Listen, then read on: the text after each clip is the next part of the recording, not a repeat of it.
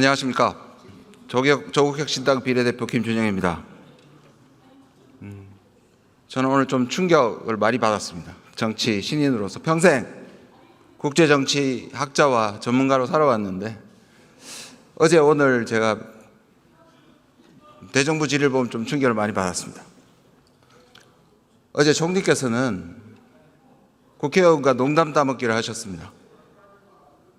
그리고 박성재 법무부 장관은 내려가면서 야당 의원 대여섯 명을 지적해서 노려보셨습니다. 오늘 국무위원도 아니신 국방부 차관이 나와서 논쟁을 합니다. 저희가 국회의원이라서 존경을 요청하는 게 아니라고 들었습니다. 국민을 대변하기 때문입니다. 장관께서, 국무총리께서 프레임을 가지고 계신 것 같습니다. 저는 학자로서 정책 질의하겠습니다. 똑같이 선동하지 마시기를 바랍니다. 국민의힘 의원님들 조금 전까지 품격을 얘기하셨습니다. 그죠? 지난번에 정신 나갔다고 얘기해서 제가 발언을 못했습니다. 오늘 망상을 한다고 비난하셨습니다. 아니 망상을 한다고 망상하는데 왜 그러라고 했습니다. 품격을 지키십시오.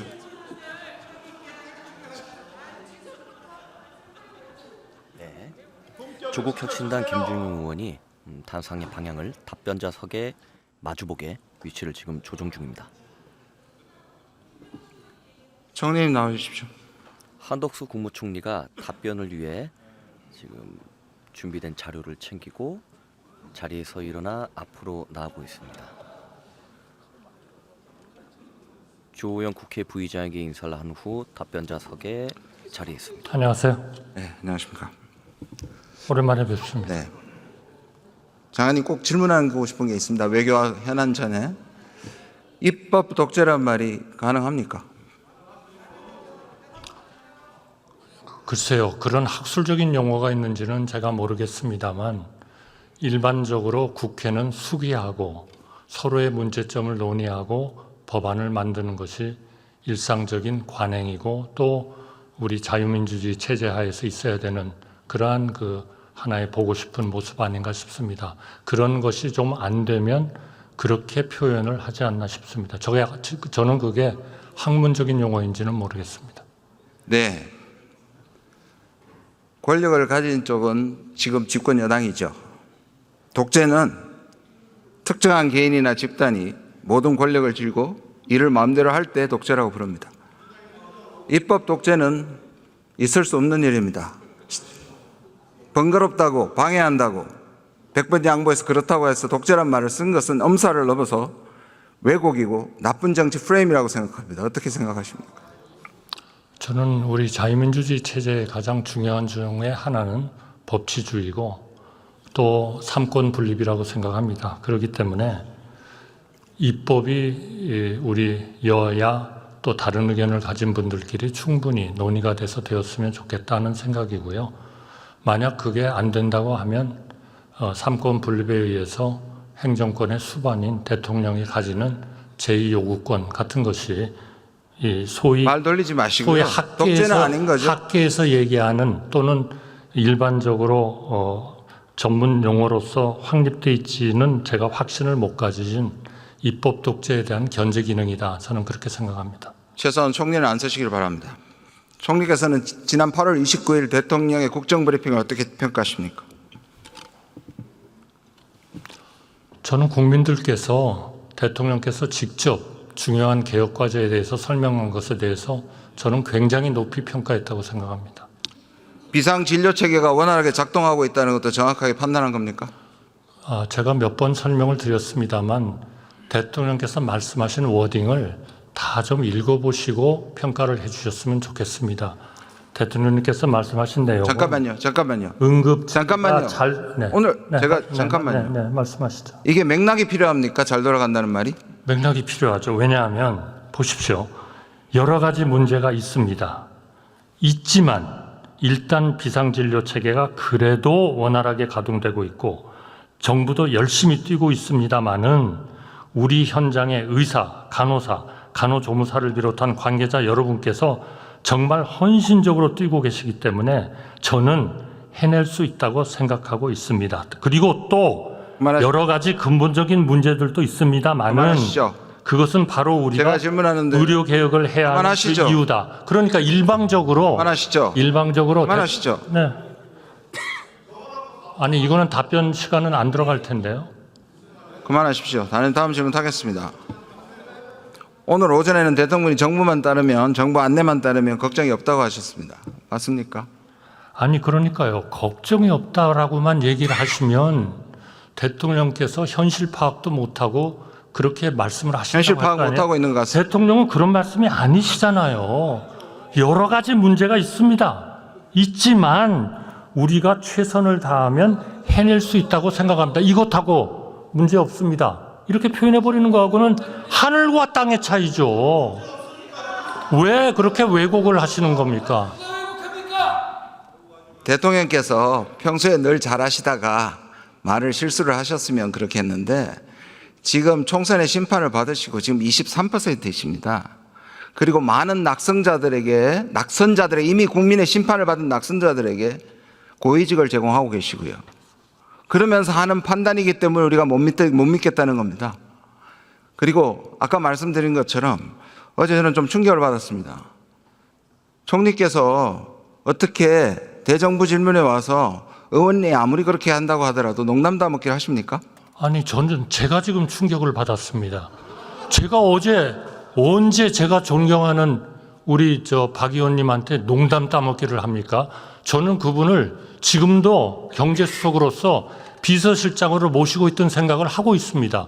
저는 그렇게 남이 얘기하는 얘기를 그렇게 가볍게 얘기하는 거는 정말 저에 대한 모욕입니다. 네. 대통령께서 총리 인준에 자신이 없으셔서 재신임하셔서 안심하셔도 충분히 자기 지조를 있을 수 있는 분이 굉장히 실망스럽습니다. 다음 질문으로 넘어가겠습니다. 저도 계엄이나 독도를 뺏긴다는 생각은 하지 않고 있습니다. 그건 정확한 지적이십니다. 그런데 제가 언제 뺏긴다고 했습니까? 계엄이 성공한다고 했습니까? 이 문제 자체를 불러일으키는 것이 오해를 불러일으키면 국민들한테 안심을 시키기 위해서라도 총리 공간 앞에 독도 모형을 오히려 세우면 국민 불안이 없어지지 않겠습니까? 글쎄 저는요 독도라는 것에 대해서 저는 제가 제 배우자를 배우자라고 생각하듯이 우리의 영토라고 한 번도 의심해 본 적이 없기 때문에 굉장히 실망스러운 말씀. 또 우리 국민들도 잠깐만요. 그 부분에 지적하겠습니다. 잠깐만요. 의원님 잠깐만요. 말씀- 제 발언 시간입니다. 장관님, 배우자가 소외물입니까? 그 굉장히 부적절한 예의십니다.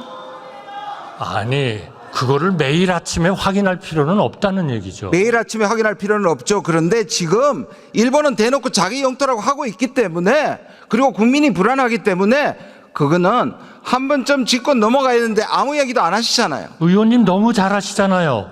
독도에 대해서 일본이 무슨 행사를 할 때마다 우리 외교부 차관이나 차관이죠 주로 차관이 주일 대사관의 수석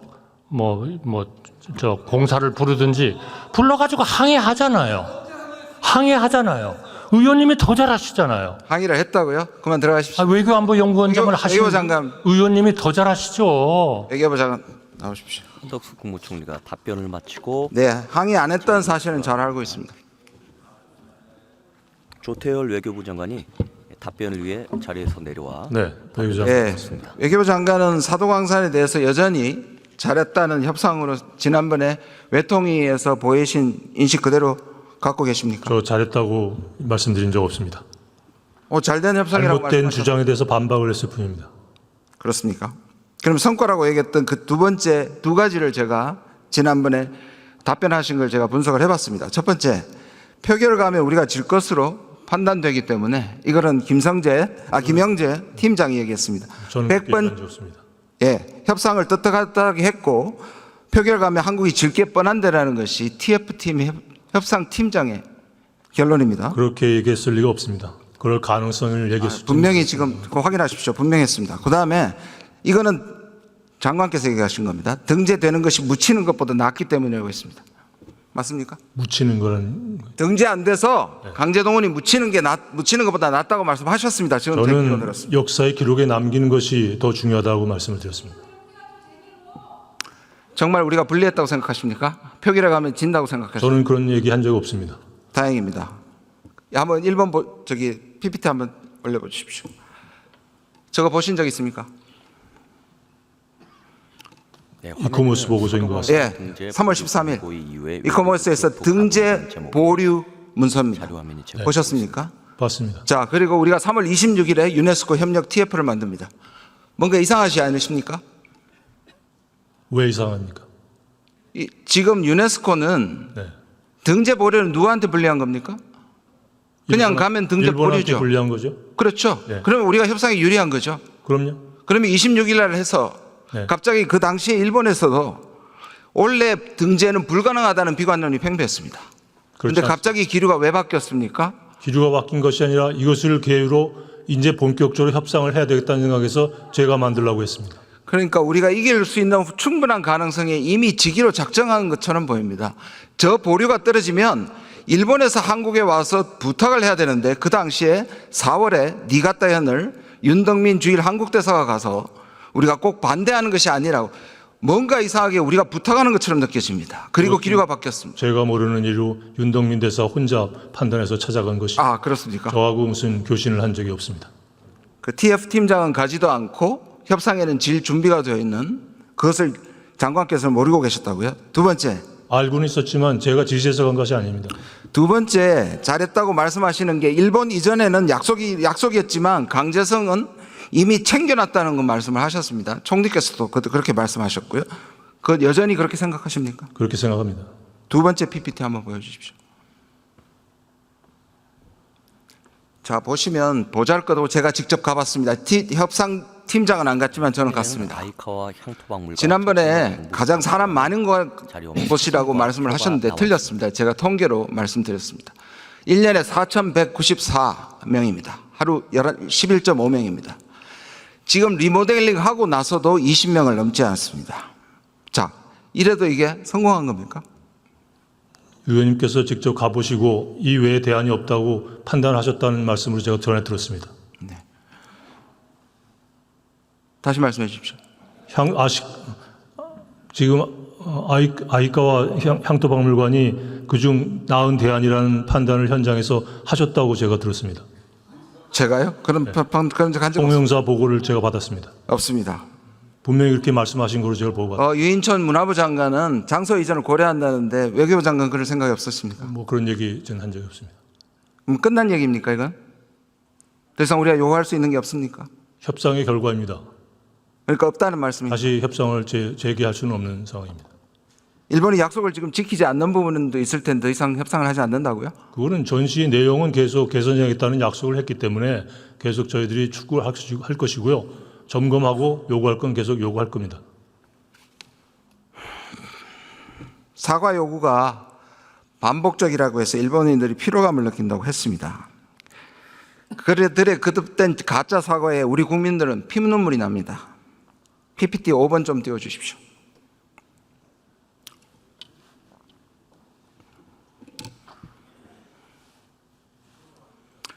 (60년간) 24번이 피로감을 느낄 정도입니까?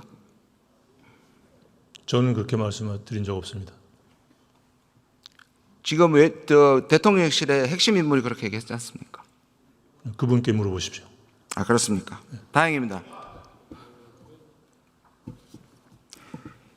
60년간 24회면 2년에 한 건도 안 되고 저 24번은 다 뒤집습니다. 저는 아까부터 계속 국무위원들도 그렇고 여당 의원들도 그렇고 김대중 오부지 특히 김대중 대통령을 참칭하는 것에 참을 수가 없습니다.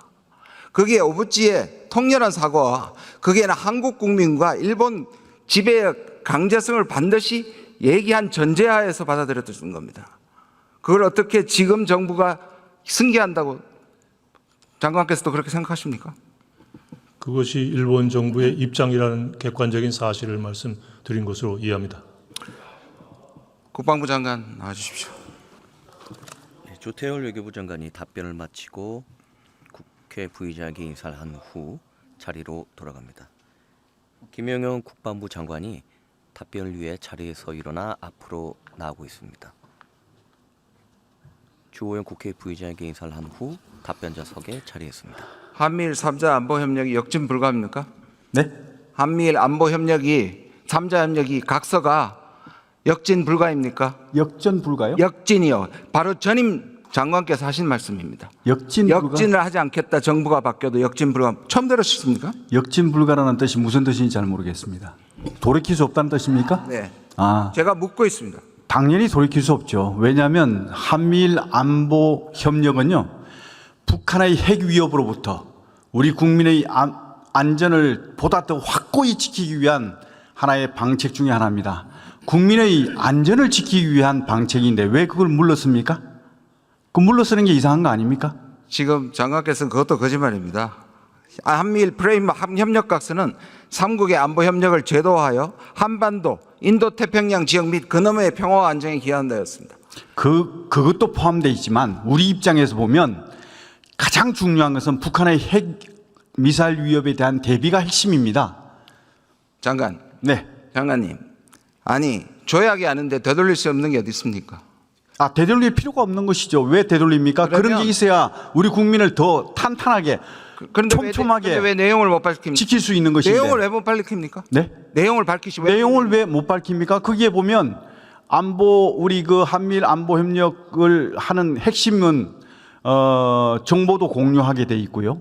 그 다음에 또 훈련도 강화하게 돼 있고, 그 다음에 한미일 군 수뇌부들이 자주 소통을 해서 정보를 교류하는 것으로 이렇게 함으로써 국민의 안전을 북한의 핵미사일 위협으로부터 더 견고히 지키기 위한 것이라 이렇게 보시면 되는 것이죠. 23%의 지지율을 받는 게 우리 국민의 미래 안보를 밝힐 우리는 내용은 알 수 없고 역진을 할 수 없다고요? 그게 왜 23% 지지율하고 연계가 됩니까? 왜냐하면 지금 국민의 지지를 그것밖에 못 받고 있기 때문이죠. 저는 그렇지 않습니다. 우리 국민의 안전을 지키는 것은 우리 국민의 안전 앞에 어떤 자신 핑계도 있으면 없다고 생각합니다. 조약으로 하십시오. 국회를 통과시키십시오. 그게 어느 또 국회 역진하지 통과할 일은 아니지 않습니까? 그게 국회 통과할 일은 아니지 않습니까? 총리님 다시 나오십시오. 김용현 국방부 장관이 답변을 마치고 국회 부의장에게 인사를 한 후 자리로 돌아갑니다. 한덕수 국무총리가 답변을 위해 자리에서 일어나 앞으로 나옵니다. 주호영 국회 부의장에게 인사를 한 후 답변자석에 자리했습니다. 총리님, 저는 뉴라이트 논쟁하고 싶지 않습니다. 저도 뉴라이트의 그 자체 논쟁은 중요하지 않다고 생각합니다. 그런데 일제 35년의 수탈과 지배를 불법적 지배로 보지 않고 근대화에 기여했다는 생각을 가진 사람이 학자가 아니라 공직자에는 부적합하다고 생각하지 않습니까? 그분들이 앞으로 각자 맡은 자리에서 어떻게 하는지를 보시고 평가를 해 주시죠. 처음부터 결격사유라고 생각하지 않습니까? 저는 그거는 개인들이 가질 수 있는 생각이라고 생각합니다. 아니요. 개인들은 가질 수 있지만 공직자로서는 아니죠. 그러니까 공직자로서 어떻게 행동을 하는지를 좀 지켜보시고 말씀해 주시는 게 맞다고 생각합니다.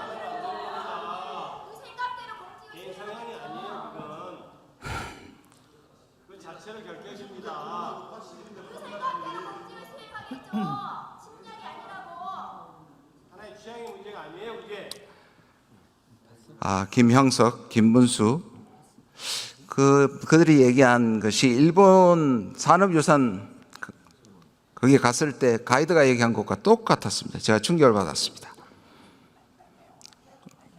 불법 지배를 합법으로 하면 차별이 없어지게 되는 거죠. 일거양득입니다. 이게 일본의 방식입니다. 역사관은 다양할 수 있다고 정진석 비서실장은 얘기하고 지금 총리께서도 그렇게 얘기하고 계십니다.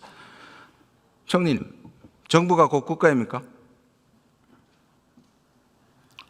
글쎄요. 아니죠. 저는 그 문제에 대해서는 큰 의견이 없습니다.